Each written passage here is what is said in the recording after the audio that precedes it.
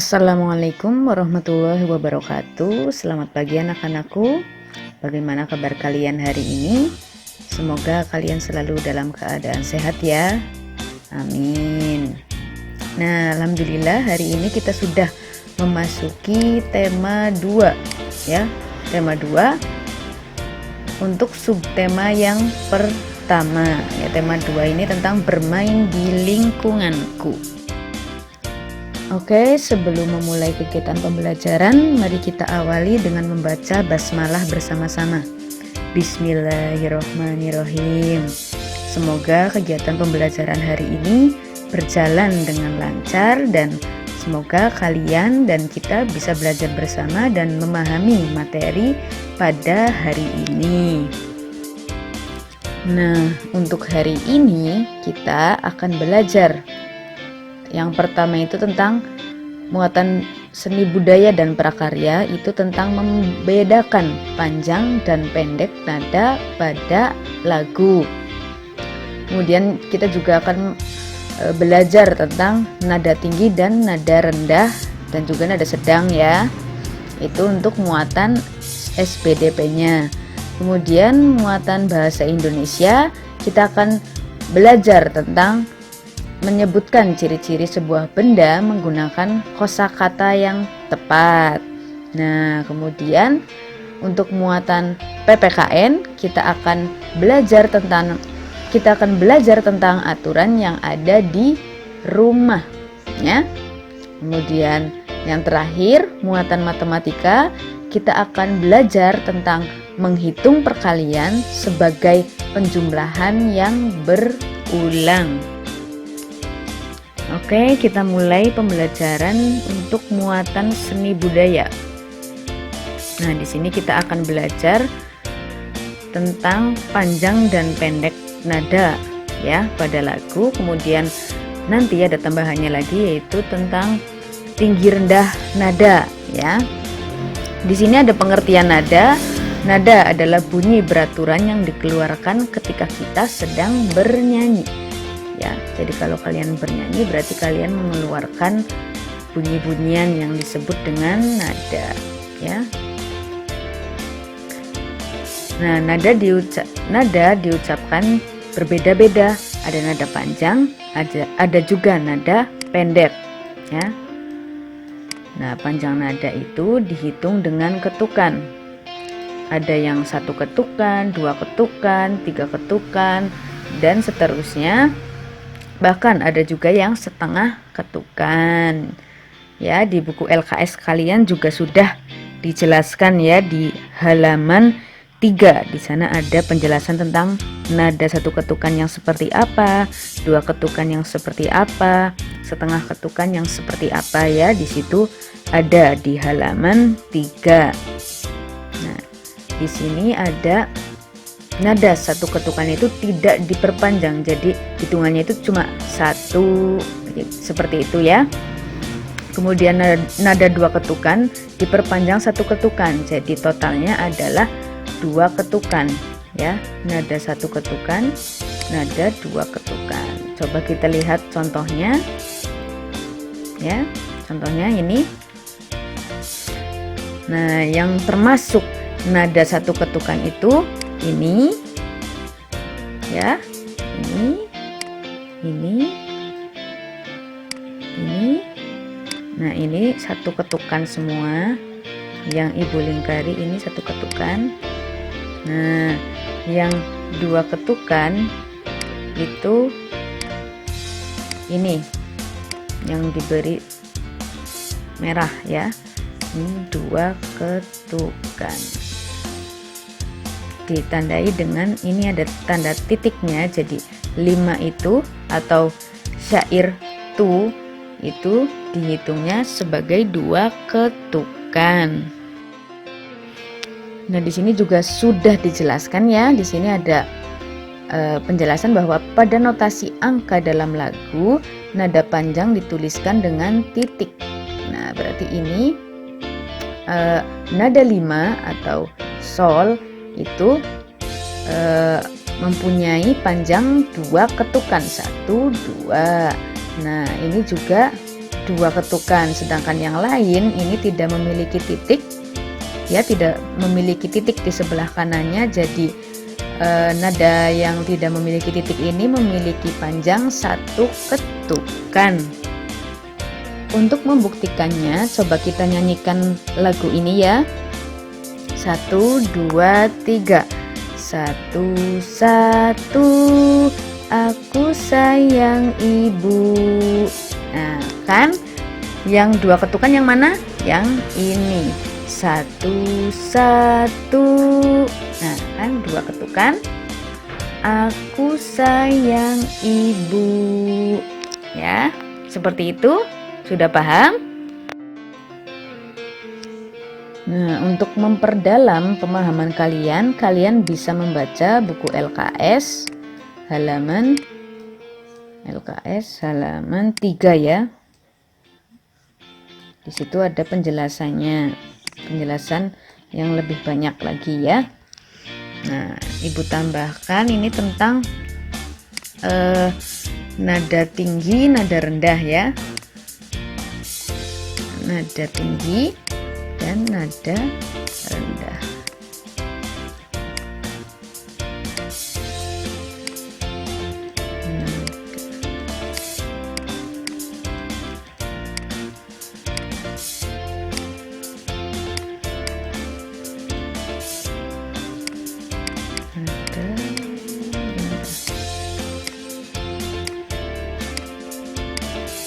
Nah, ada juga nada sedang.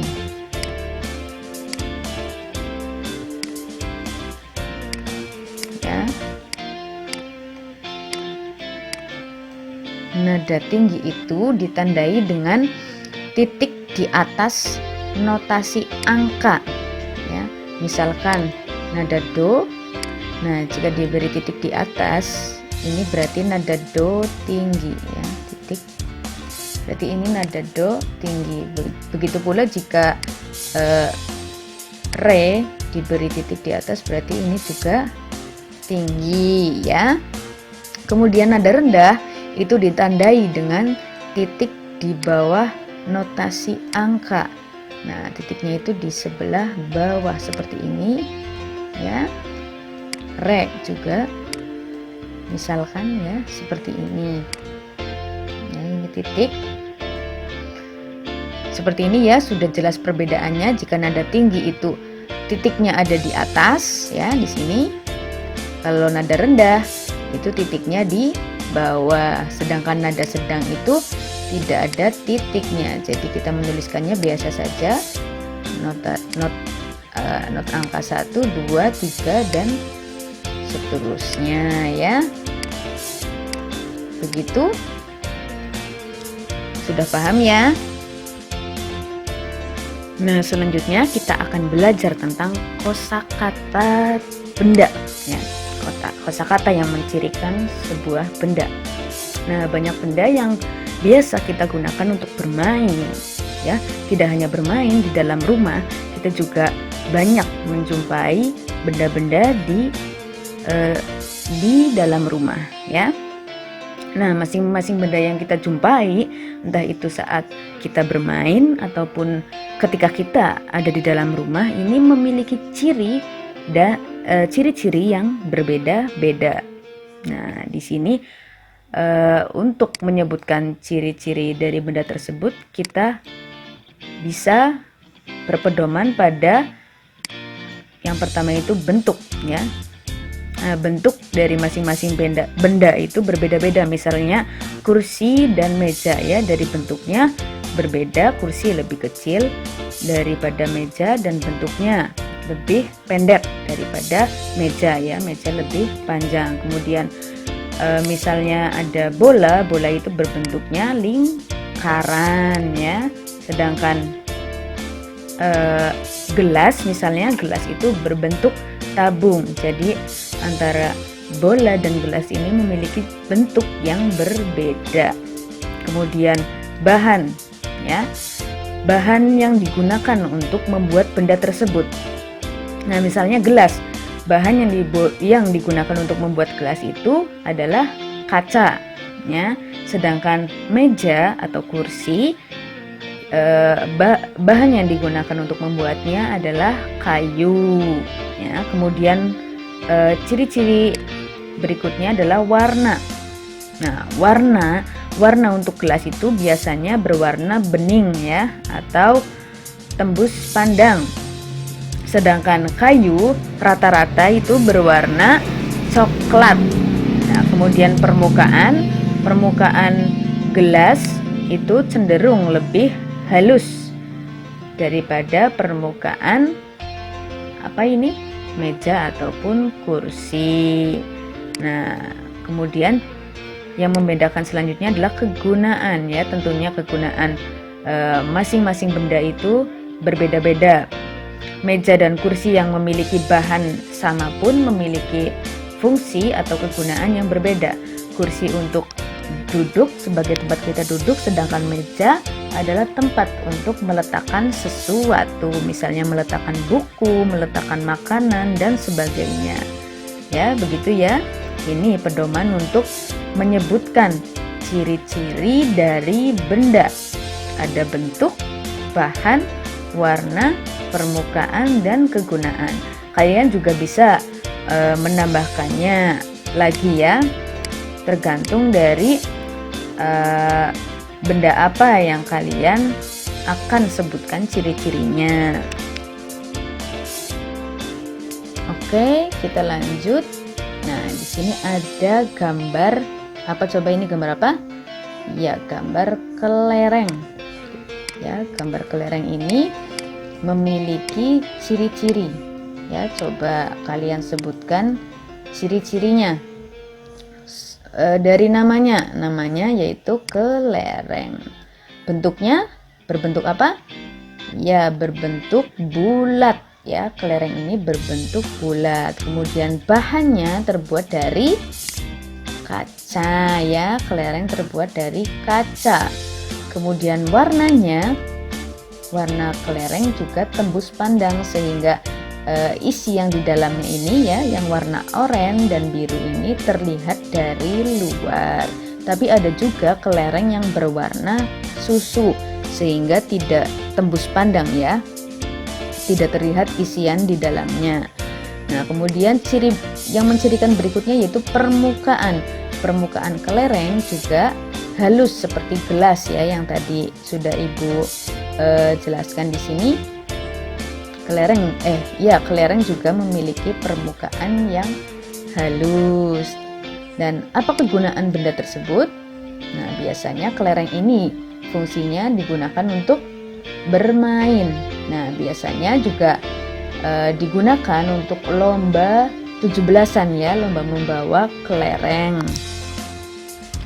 Kegunaan lainnya yang atau manfaat dari kelereng yaitu bisa kalian gunakan sebagai alat bantu kalian dalam belajar menghitung, ya.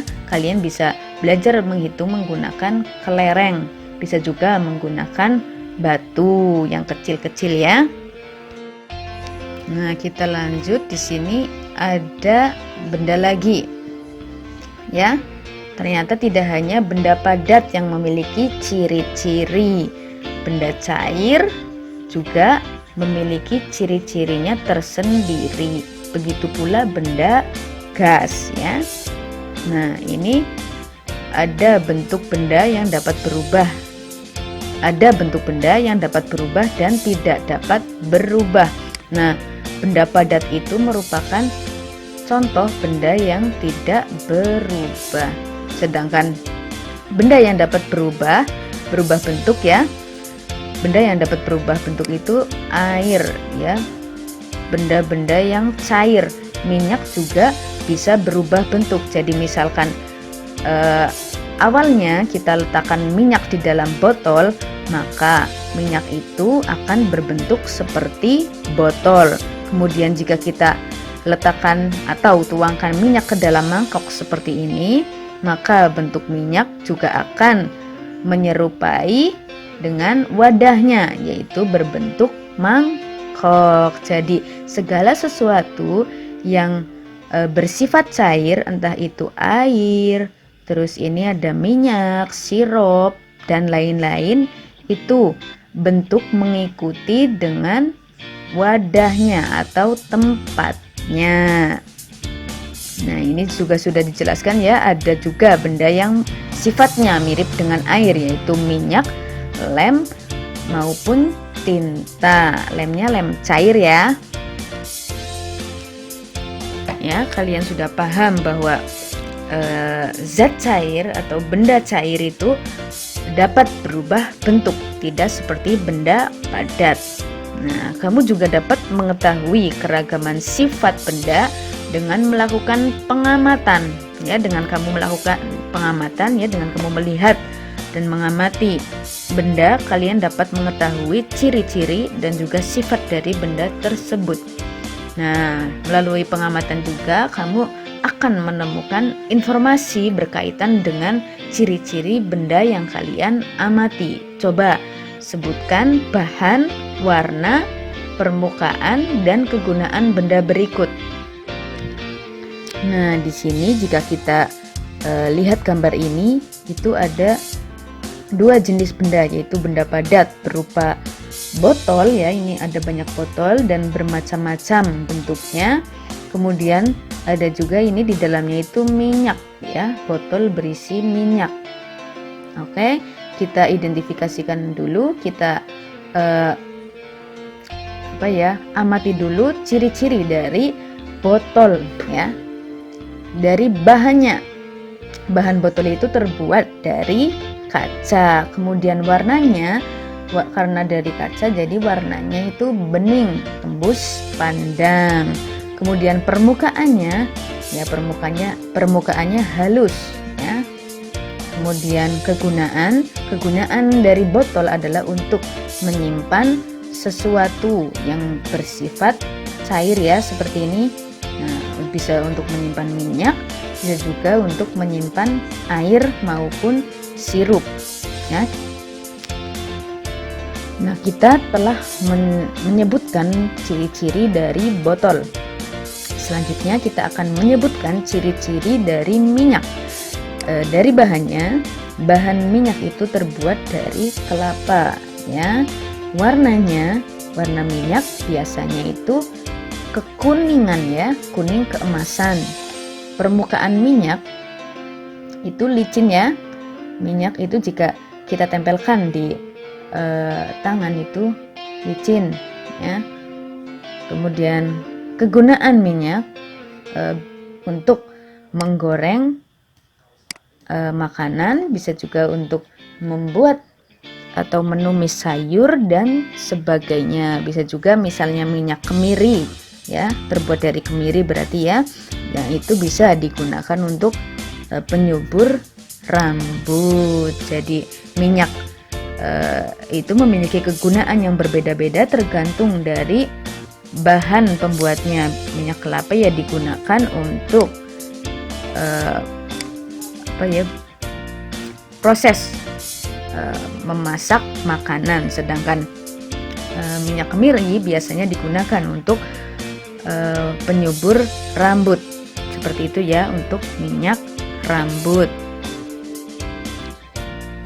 Minyak-minyak ini, ya, minyak dan botolnya sering kita jumpai di dapur kita, ya. Jadi kita meletakkan minyak ini di dapur, jangan di tempat lain, misalnya di ruang tamu, itu seharusnya tidak boleh, ya, harus diletakkan di baiknya diletakkan di dapur.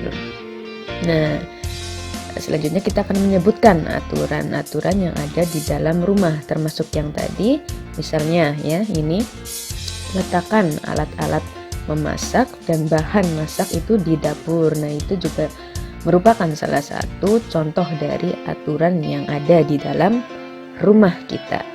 Nah, aturan itu dibuat sebagai petunjuk kita dalam bertingkah laku. Jadi dalam kita bertingkah laku itu diatur atau ditentukan oleh aturan yang telah dibuat atau disepakati oleh kita, ya, oleh kamu dan keluargamu.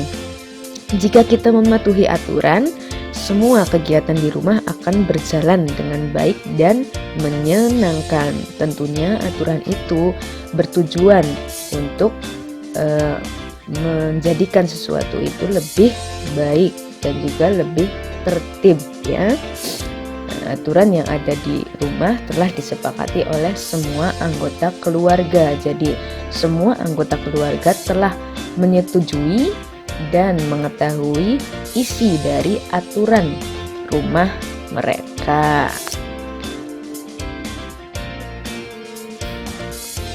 Nah, di sini ada contoh dari aturan rumah yang berlaku, ya.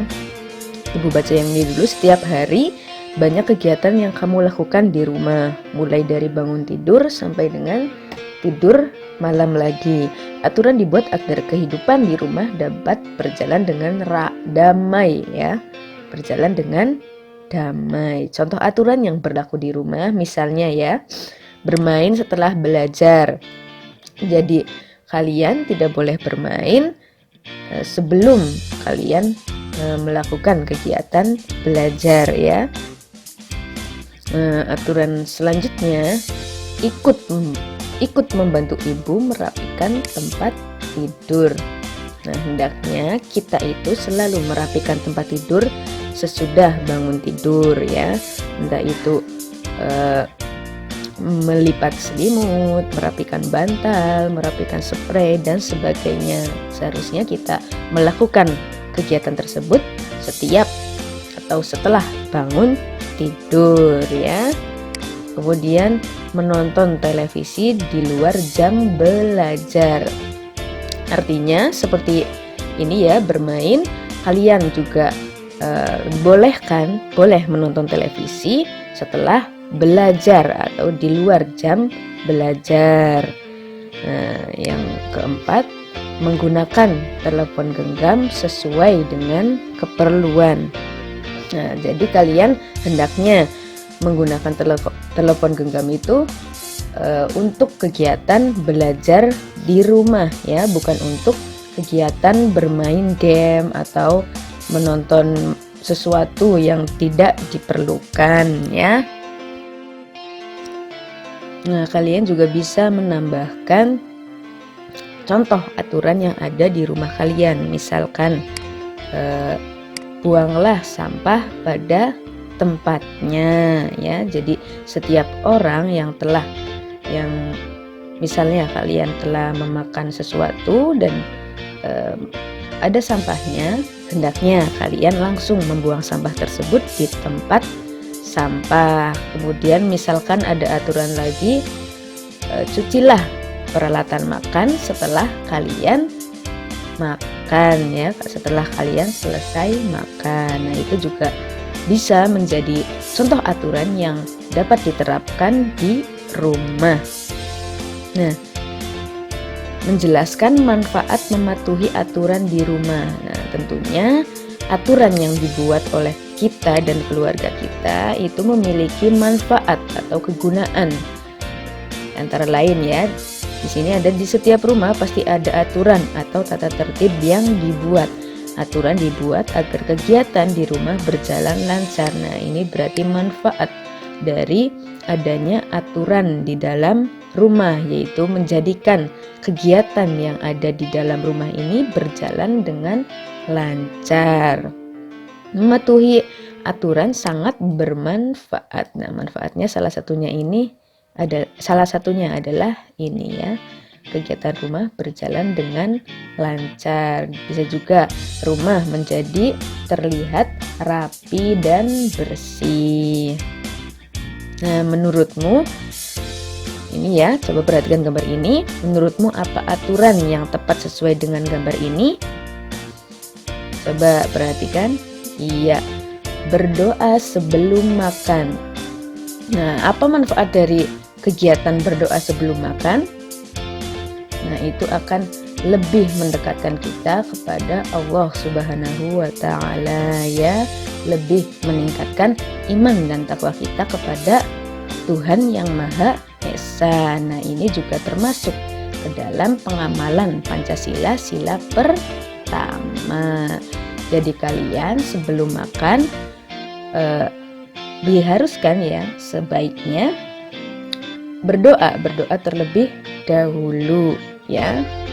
Kemudian ini gambar ini. Nah, apa manfaat jika kamu melakukan kegiatan ini di rumah?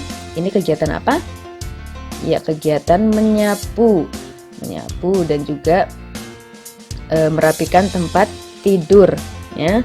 Kegiatan ini tentu sangat bermanfaat bagi kita dan keluarga kita karena rumah akan menjadi bersih dan ini tempat tidur akan terlihat rapi, ya. Oke, setelah kita mengetahui aturan-aturan yang ada di dalam rumah, kita akan belajar tentang menghitung perkalian sebagai penjumlahan yang berulang, ya. Perkalian sebagai penjumlahan yang berulang. Sebelum pembelajaran ini kalian sudah belajar tentang penjumlahan dan juga pengurangan. Kalian sudah mengetahui cara menjumlahkan yang baik, ya, baik itu cara bersusun pendek maupun cara bersusun panjang. Nah, perhatikan contoh berikut ini.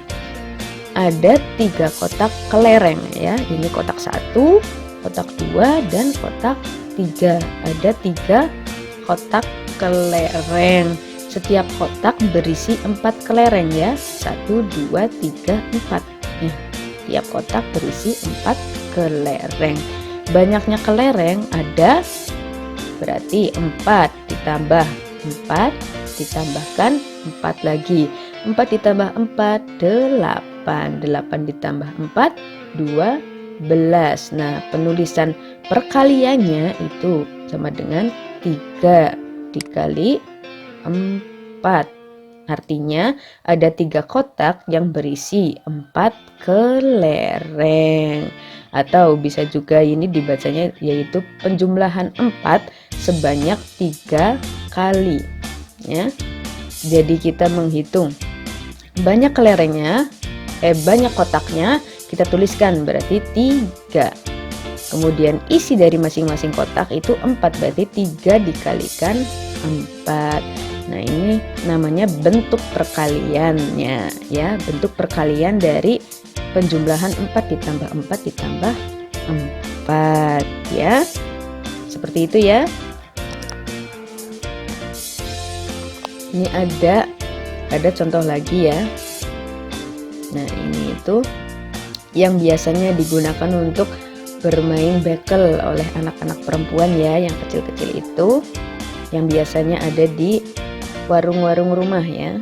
Ini biasanya dijual di warung-warung sekitar rumah kita. Biasanya digunakan untuk bermain bekel atau bisa juga digunakan sebagai alat untuk berlatih berhitung.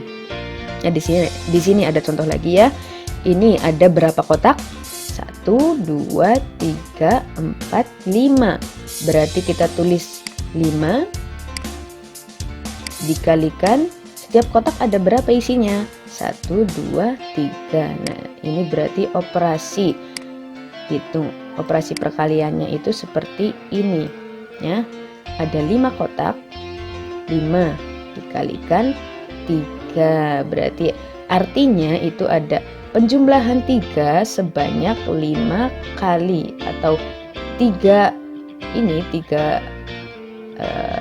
barang di dalam 5 kotak, ya. Hasilnya berapa?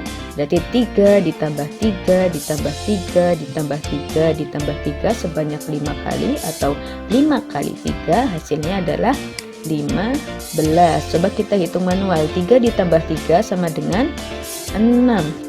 6 ditambah 3 9. 9 ditambah 3 12. Kemudian 12 ditambah 3 sama dengan 15. Hasilnya sama, ya. 5 kali 3 itu sama dengan 3 ditambah 3 ditambah 3 ditambah 3, ya. Sebanyak 15. kali, hasilnya 15. Kemudian ini ya. Nah, ini kebalikannya yang ini. Ini ada 5 kotak berisi 3 benda, sedangkan ini ada 3 kotak berisi 5 ya. Berarti kita menuliskannya 1, 2, 3. 3 kita diletakkan di depan, 3 dikalikan isi tiap kotak ada berapa? 1, 2, 3, 4, 5. Berarti 3 kali 5 ya. Ini operasi perkaliannya 3 kali 5. Berarti 5 ditambah 5 ditambah 5 sama dengan 15. Coba kita hitung manual. 5 ditambah 5 10. 10 ditambah 5 15. Jadi antara 3 kali 5 kali 3 dengan 3 kali 5 itu sama ya. Hasilnya sama, yaitu 15. Nah, itu dinamakan sifat komutatif atau pertukaran ya. Seperti itu. Jadi urutan bilangan yang dikali tidak mengubah hasil perkalian. Nah, ini kan yang dibalik itu ini ya 5. Jadi yang di belakang seperti ini itu hasilnya akan tetap sama, yaitu 15. Tapi kalian harus tetap mengetahui konsep dari cara menuliskan operasi perkalian yang benar. Jadi kalian menghitung kotaknya dulu. Kita tuliskan di depan ada 3 kotak, 1, 2, 3. 3 dikalikan isi dari masing-masing kotak ada 5. 1, 2, 3, 4, 5. Berarti 3 dikalikan 5. Coba kita lihat contoh lain. Nah, di sini sudah ada contohnya ya. Hitunglah hasil dari 3 kali 6. Berarti ada 3 kotak. Nah, masing-masing kotak itu berisi 6 buah barang ya. Berarti 6 ditambah 6 ditambah 6. 6 ditambah 6 sama dengan 12. 12 ditambah 6 sama dengan berapa? Ya, sama dengan 18.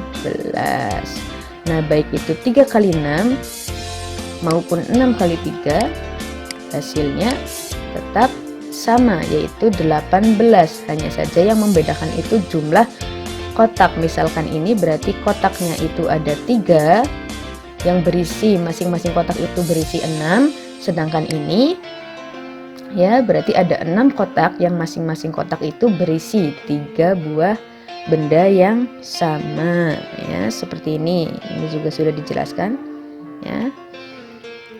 Nah, ada ciri-ciri operasi perkalian ya di sini. Bilangan apapun jika dikalikan dengan angka 1, maka hasilnya adalah bilangan itu sendiri. Misalnya 20 kali 1, berarti ada 20 kotak ya. Berisi masing-masing kotak itu 1, berarti ada 1 sampai 20. Jadi hasilnya tetap 20. Begitu juga yang 34. 34 kali 1 sama dengan 34 dan seterusnya. Intinya semua bilangan jika kita kalikan dengan 1, hasilnya sama dengan bilangan itu sendiri ya. Itu ciri-ciri perkalian. Nah, hasil perkalian didapat dengan penjumlahan berulang ya. Nah, inti dari perkalian itu merupakan penjumlahan yang berulang. Nah, yang diulang itu adalah bilangan yang ada di barisan. Nah, ini yang ada di belakang ya. Bukan yang di sini. Bukan yang di depan, tapi yang di belakang. 2 kali 6 berarti 6 ditambah 6. Seperti yang tadi berarti ada 2 kotak yang masing-masing kotak itu berisi 6 buah benda yang sama.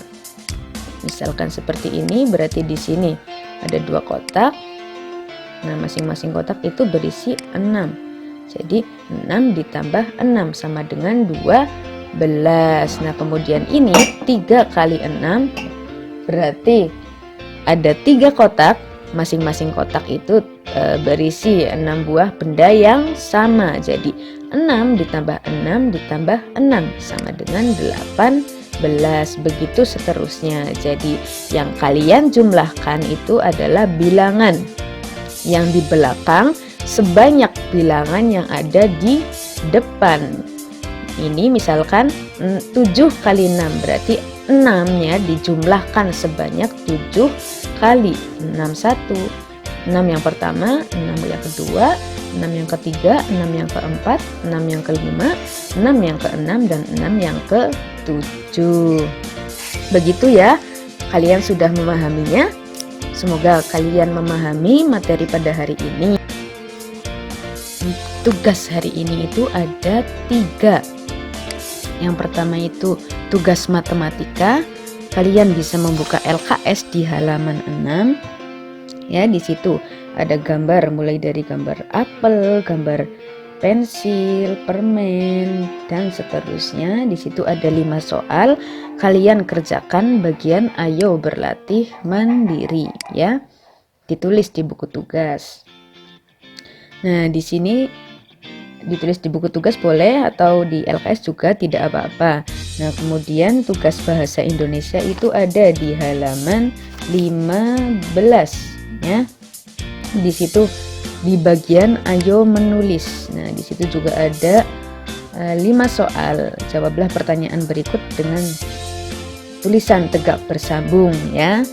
Kalian menuliskan jawabannya menggunakan huruf tegak bersambung. Berarti kalian menuliskannya di buku halus. Jika ada yang belum memiliki buku halus, kalian bisa menuliskannya di buku tulis saja. Yang penting nanti diberi garis-garis layaknya buku halus ya. Terus untuk tugas PPKN ada di halaman 27 ya, tentang aturan yang ada di dalam rumah ya, bagian ayo berlatih mandiri. Di situ juga ada 5 soal. Kalian kerjakan di buku tugas, atau jika di LKS cukup, kalian juga bisa mengerjakannya di LKS saja, tidak apa-apa. Begitu ya. Itu untuk tugas hari ini. Dikumpulkan hari ini, jamnya bebas, yang penting dikumpulkan hari ini ya. Nah, demikian materi pada hari ini. Semoga kalian memahami materinya. Semoga kalian selalu dalam keadaan sehat juga ya. Semangat belajar, jangan malas-malasan di rumah ya. Terima kasih. Jika ada pertanyaan bisa kalian sampaikan kepada Bu Guru, atau bisa juga langsung disampaikan di grup kelas. Mari kita akhiri kegiatan pembelajaran pada hari ini dengan bacaan hamdalah bersama-sama. Alhamdulillahirobbilalamin. Terima kasih sekali lagi. Jika ada yang bingung, jangan ragu untuk menanyakannya kepada Bu Guru. Terima kasih. Wassalamualaikum warahmatullahi wabarakatuh.